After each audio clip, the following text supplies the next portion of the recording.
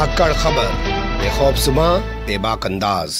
धाकड़ खबर में आपका स्वागत है। मैं आपके साथ हूं अकरम रईस खान। बंगाल इस वक्त देश ही नहीं पूरी दुनिया में चर्चा का विषय बना हुआ है, क्योंकि वहां अप्रैल और मई में विधानसभा चुनाव होने।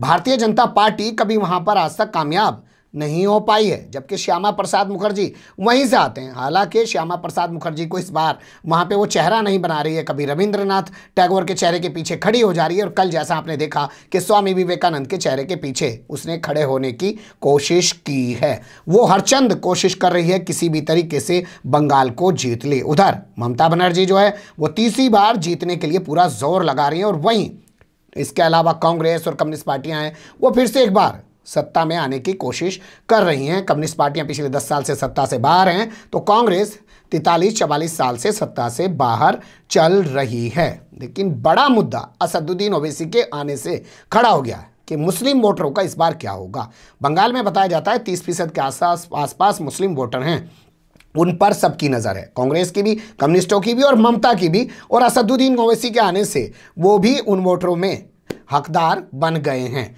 तो क्या मुस्लिम वोटर जो है वो क्या सोच रहा है बंगाल का, ये एक सवाल पैदा हो सकता है। दूसरा सवाल ये पैदा हो सकता है कि कम्युनिस्टों की सरकार देखी है मुस्लिम वोटरों ने, कांग्रेस की सरकार देखी है और टीएमसी की सरकार भी देखी है। तो किस किस सरकार में मुसलमानों की क्या क्या स्थितियां रही हैं, क्या कुछ बदलाव हुआ या बदतर हुई स्थितियां, इन्हीं सारे पहलुओं के आसपास अपनी बातचीत को रखने की कोशिश करेंगे। हमारे साथ जूम के जरिए कोलकाता यानी कि कलकत्ता की ना खुदा मस्जिद के इमाम साहब जुड़ रहे हैं, जो ऑल इंडिया मिली काउंसिल के बंगाल के सदर भी हैं। नाम है मौलाना शफी कासमी साहब। मैं काफ़ी लंबा बोल गया हूं, अब उनका जो है स्वागत कर लेते हैं। बहुत शुक्रिया आपका वक्त देने के लिए सर। जज़ाकल्लाह। मैंने ज़्यादा वक्त ले लिया, मुझे लग रहा है शायद बोर ना हो गए हों। नहीं कोई बात नहीं। अच्छा, मेरा पहला सवाल आपसे ये है कि 3 शासनकाल का मैं जिक्र करना चाहता हूँ। कांग्रेस का 77 तक रहा, 77 के बाद कम्युनिस्ट पार्टियाँ आ गई, 2011 से जो है ममता बनर्जी का शासनकाल लोग देख रहे हैं। मुसलमानों की स्थिति में क्या कुछ बदलाव हुआ या और स्थिति बदतर होती चली गई? देखिए, मैं जब से कलकत्ते में होश संभाला हूँ, मैंने कांग्रेस की सरकार तो नहीं देखी है, लेकिन सीपीएम की सरकार मैंने देखा है। और मैं ये बात तो कह सकता हूँ कि पहली जो सरकार गुजरी है, मतलब सीपीएम सरकार के जमाने में और आज के ज़माने में फ़र्क है। आज जो मौजूदा हुकूमत है, इस हुकूमत में मुसलमानों का पहले हुकूमत से ज़्यादा अच्छा काम हुआ है। लेकिन कुछ लोग तो कह रहे हैं कि सिर्फ ममता बनर्जी तुष्टीकरण कर रही है और मुसलमानों के साथ उनके दौर में ज़्यादा बुरा हो रहा है। दंगे बवाल उन्हीं के दौर में, कम्युनिस्टों के दौर में ये सब चीज़ें नहीं होती थी। देखिए, दंगा भी बंगाल में सबसे कम हुआ है हमारी जानकारी के हिसाब से, मैंने जो देखा है समझा है।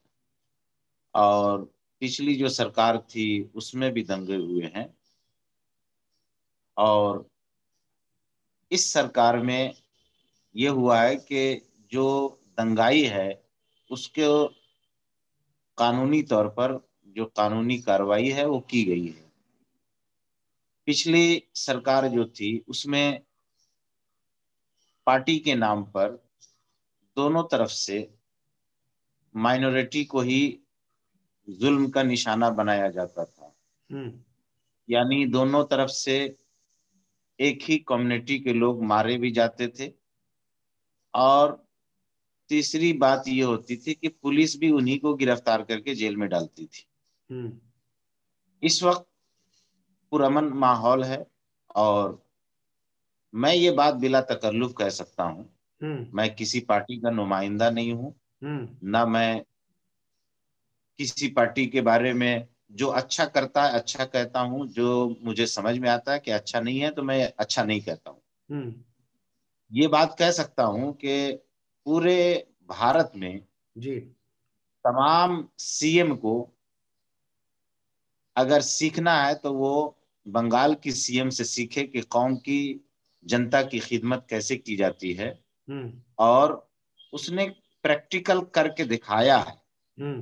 जो इस वक्त कोविड-19 का जो मामला हुआ था कोरोना काल में, भारत की वाहिद सीएम थी जो रास्ते पे उतर करके बंगाल के लोगों की खिदमत कर रही थी, घर घर में राशन पहुंचा रही थी, कैसे उसको काम करना है उसके लिए गाइडलाइन जारी कर रही थी, सड़कों पर खुद से चौक से निशान बना रही थी, बाजारों में जाकर के लोगों को बता रही थी कि तुमको कितना डिस्टेंस रखना है, किस तरह से साग सब्जी खरीदनी है, राशन लेनी है।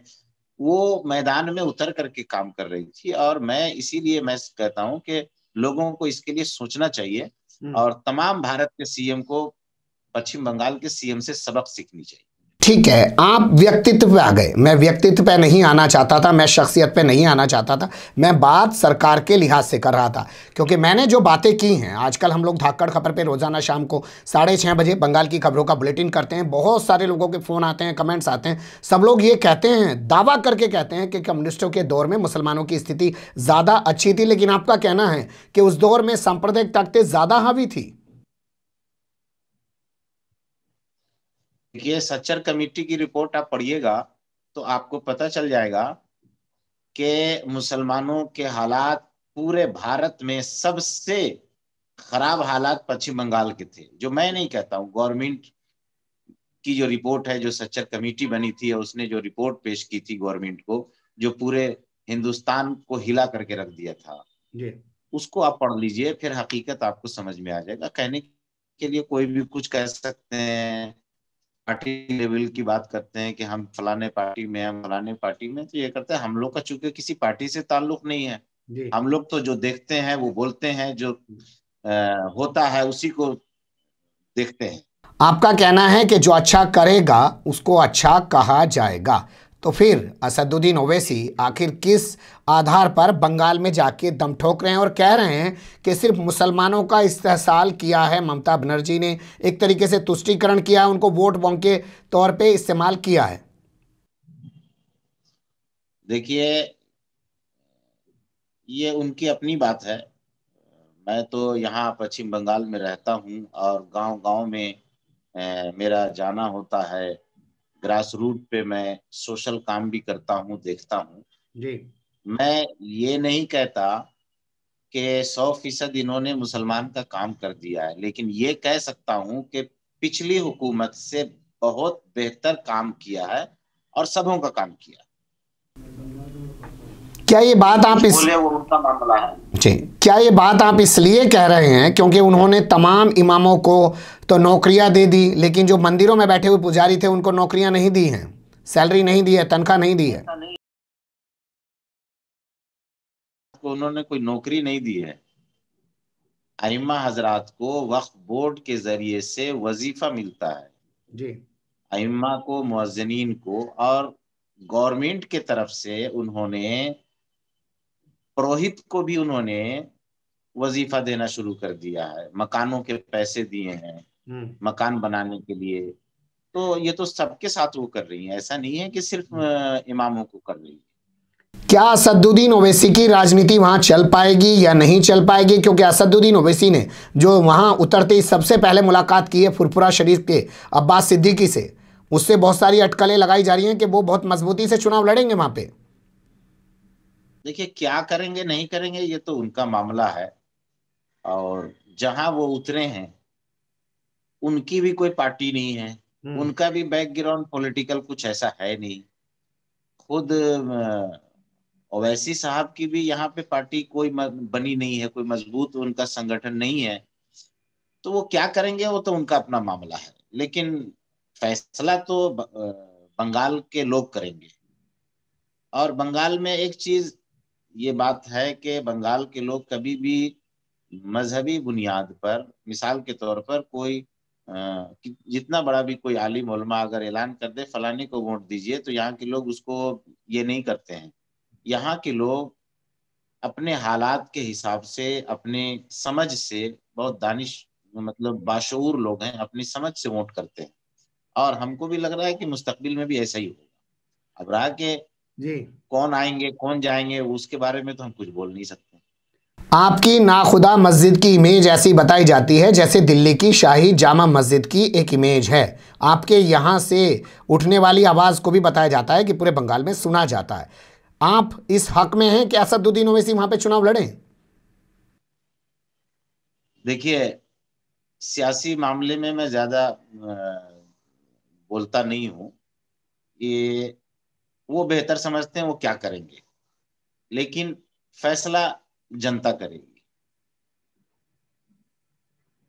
वो बेहतर समझते हैं वो क्या करेंगे और फैसला जनता करेंगे। आप बहुत नपे तुले से इस जवाब दे रहे हैं, मैं समझ सकता हूं, क्योंकि आप सियासी बातों पर जिक्र करना, टिप्पणी करना ज़्यादा बेहतर नहीं समझ रहे हैं। लेकिन कुछ और चीज़ों पर गौर कर लेते हैं।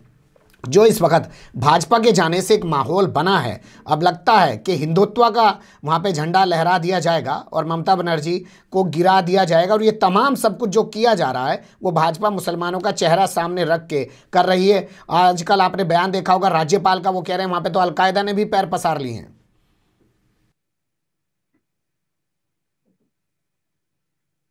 देखिए, राज्यपाल साहब बहुत ही मुअज़्ज़ज़ लोग हैं और मैं राज्यपाल का एहतराम करता हूँ, लेकिन राज्यपाल जिस स्तर से नीचे अपने ओहदे से जिस तरह नीचे गिर करके सतही तौर पर आ गए हैं, ये उनके ओहदे के हिसाब से मुनासिब नहीं है। जिस तरह वो बात करते हैं, वो उनकी बातें ऐसी होती जैसे पार्टी का कैडर कोई बात कर रहा हो।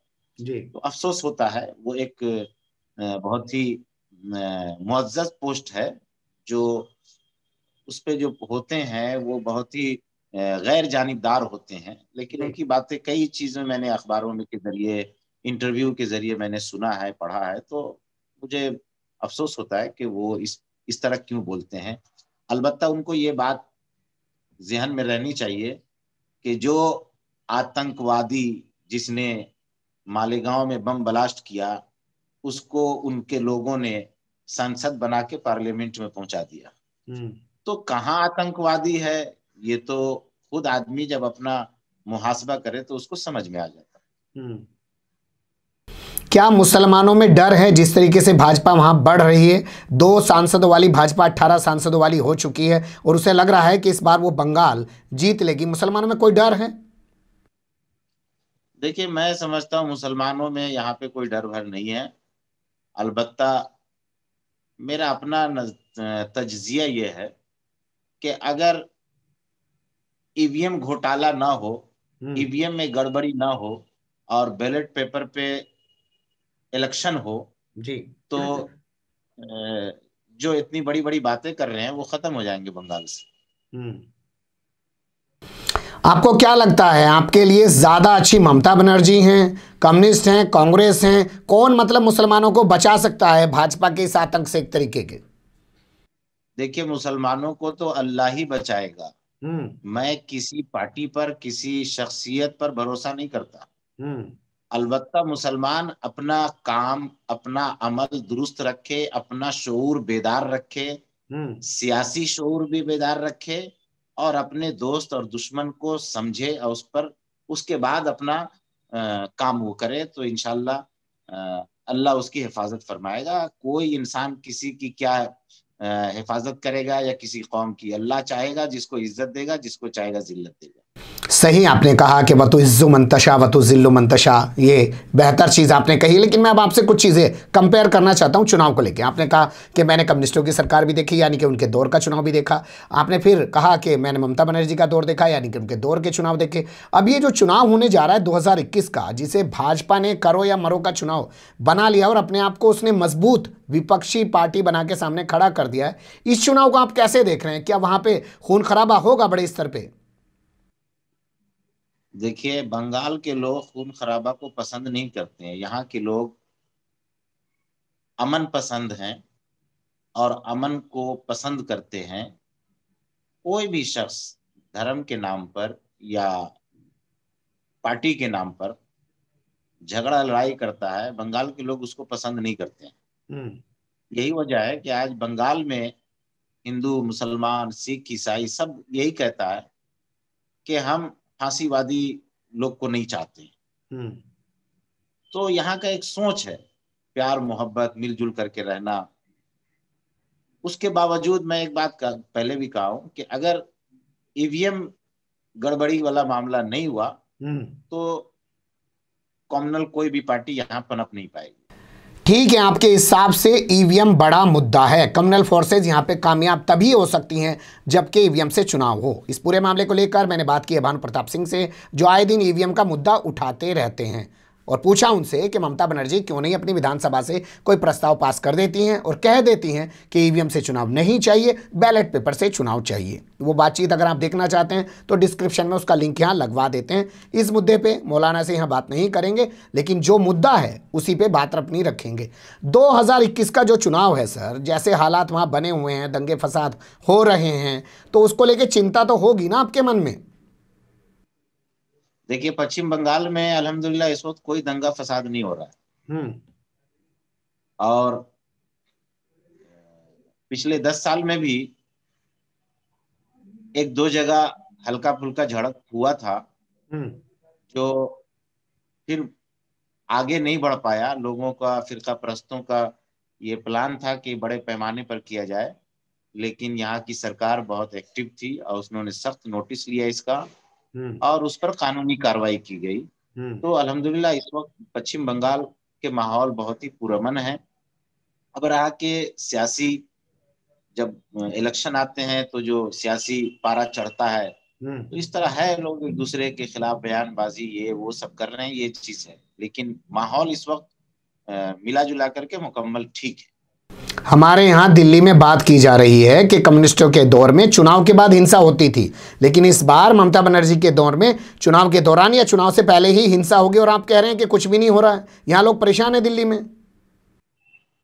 इस वक्त तो कुछ नहीं हो रहा है।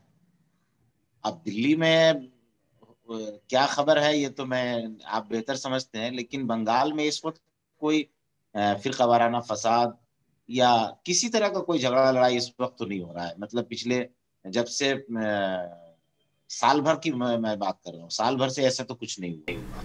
चलिए, बहुत शुक्रिया, आपने वक्त निकाला, लेकिन आपकी तमाम बातें ऐसे बता रही हैं जैसे ममता बनर्जी के राज में सब कुछ ठीक चल रहा है। लेकिन जो तस्वीरें मुर्शिदाबाद से उभरी थी, बीच में दंगे बवाल की, और कहीं और जगह जब से ये आंदोलन के दौरान खूब बवाल हुए, खूब कई लोगों की जान भी चली गई, वो बहुत कुछ कहती हैं। देखना दिलचस्प होगा जो चुनाव इस बार का होगा वो किस ओर जाएगा। हमारी कोशिश है आपको बंगाल की कई बड़ी शख्सियतों से रूबरू कराने की और वहाँ के हालात से आपको अवगत कराने की। वो सिलसिला हम अपना जारी रखेंगे। फिलहाल के लिए अभी यहीं रुकते हैं, फिर ऐसे ही किसी सुलगते हुए या उलझते मुद्दे लेकर हम आपके सामने होंगे हाजिर। फिलहाल अभी हमें दो इजाज़त।